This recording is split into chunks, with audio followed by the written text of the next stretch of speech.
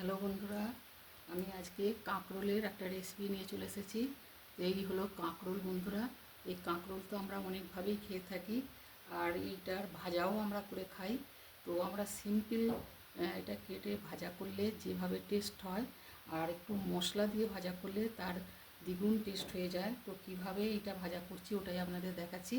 আমি এই কাঁকরোলকে ছাড়িয়ে আর চাকা চাকা করে কেটে আর করেছি, ওই একটু ভাপিয়ে মানে সেদ্ধ করে নিয়েছি। এই যে ভালো করে ধুয়ে এইরকম চাকা চাকা করে কেটে সেদ্ধ করে নিয়েছি। এবার এর মধ্যে একটু মশলা মাখাচ্ছি, হলুদ গুঁড়ো, লঙ্কার গুঁড়ো, এই যে আদা বাটা, রসুন বাটা, এই রসুন, আর এখানে রয়েছে জিরের গুঁড়ো।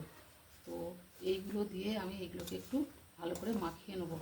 এইগুলো দিয়ে ভালো করে মাখিয়ে নিয়ে আর ভাজলে দারুণ টেস্ট হয় বন্ধুরা। আদা রসুনের যে টেস্টটা পাওয়া যায় ও অতি সুন্দর লাগে খেতে। আপনারা এইভাবে অবশ্যই করে খাবেন।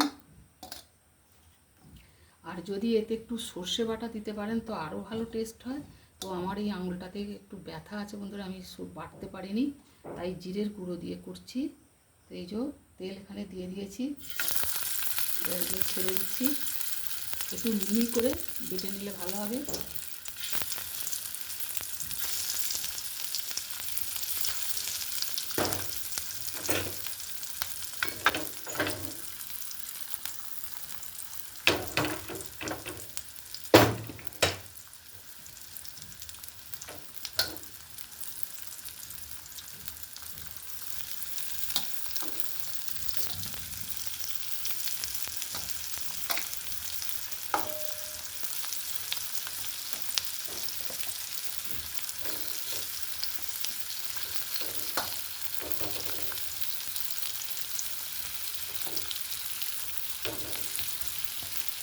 সবগুলো এই যে মশলা মাখিয়ে মাখিয়ে সবগুলোই আমি এতে দিয়ে দিলাম।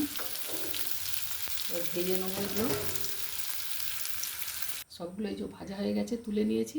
তো বন্ধুরা, আমি এটা সেদ্ধ করার সময় নুন দিয়ে সেদ্ধ করেছিলাম, আর মশলার সময় নুন একটু দিতে হবে, আমি ভুলে গেছিলাম, ওটা পরে আমি এতে ছড়িয়ে দিয়েছি।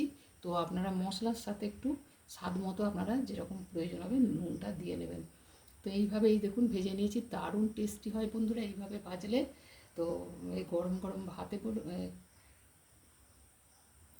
যে ভাতের সাথে আবার ইয়ে দারুণ খাওয়া যাবে বন্ধুরা। এটা দারুণ লাগবে, খুব সুন্দর খেতে হয়।